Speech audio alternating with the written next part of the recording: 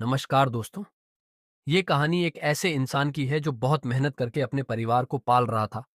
महाराष्ट्र में रहने वाला आनंद, पेशे से एक टैक्सी ड्राइवर, अपनी साधारण जिंदगी से खुश नहीं था। उसकी पत्नी नेहा को ज्यादा की लालसा नहीं थी। वह बस घर की सुख शांति की प्रार्थना करती थी। लेकिन आनंद के मन में असंतोष भरा था। बढ़ती जरूरतें, सीमित आमदनी और हर दिन की वही थकान उसे अंदर ही अंदर खाए जा रही थी। एक शाम, जब आनंद काम पर जाने के लिए तैयार हो रहा था, नेहा पूजा की थाली लेकर आई और उसके माथे पर तिलक लगाया।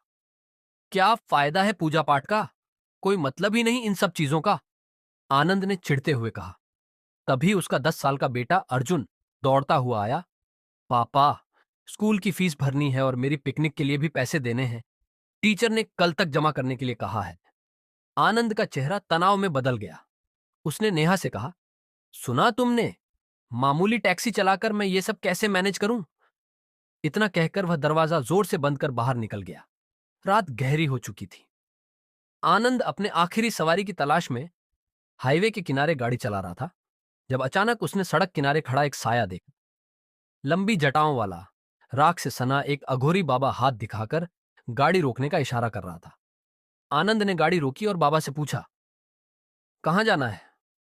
बाबा ने भारी आवाज में कहा, बस 2 किलोमीटर आगे छोड़ दो बेटा, बहुत थक चुका हूं। पैसे हैं? आनंद ने पूछा। पैसे नहीं, लेकिन तुम्हें वो दे सकता हूं जो धन से भी बढ़कर है। आनंद हंसा। आज के जमाने में पैसा ही सब कुछ है बाबा। चलो बैठ जाओ।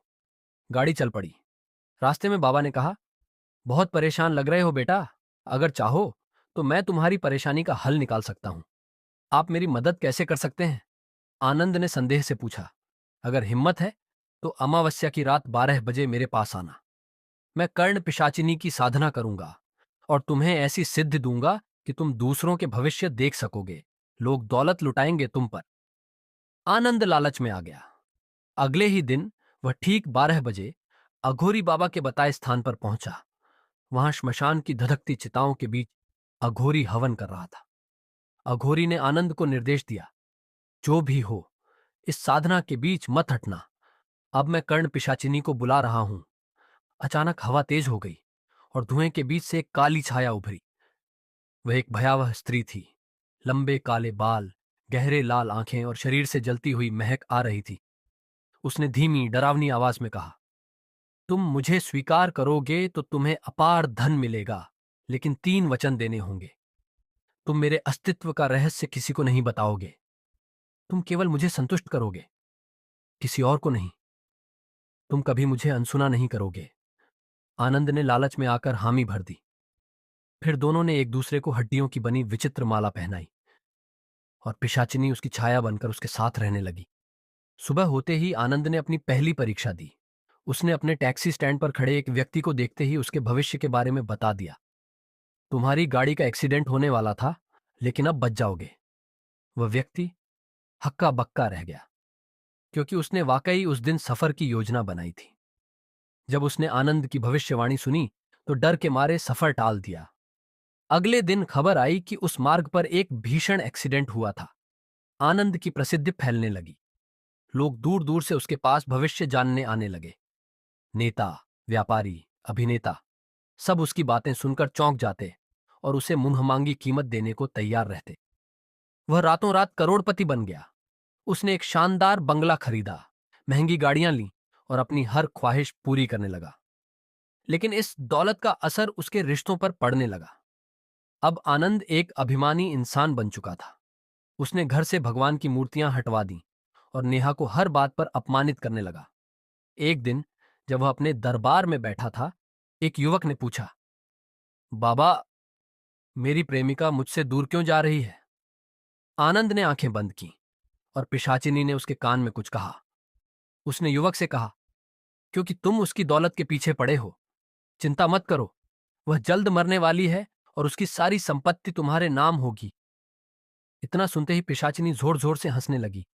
आनंद ने पहली बार उसे रोकने की कोशिश की। बस करो। पिशाचिनी की हंसी अचानक दहाड़ में बदल गई। उसने क्रोध में कहा, तूने मेरा वचन तोड़ा, अब भुगत। आनंद के कानों से खून बहने लगा और वह जमीन पर गिर पड़ा। नेहा को अब सब समझ आ गया था। वह उसी अघोरी बाबा को ढूंढकर घर लाई। बाबा ने कहा, मैं इस आत्मा को मुक्त कर सकता हूं, लेकिन आनंद को हवन पूरा होने तक इस यंत्र से बाहर नहीं निकलना होगा। हवन शुरू हुआ और पिशाचिनी भयानक रूप में प्रकट हुई। उसने आनंद से कहा, तू कभी मुझसे दूर नहीं जा सकता।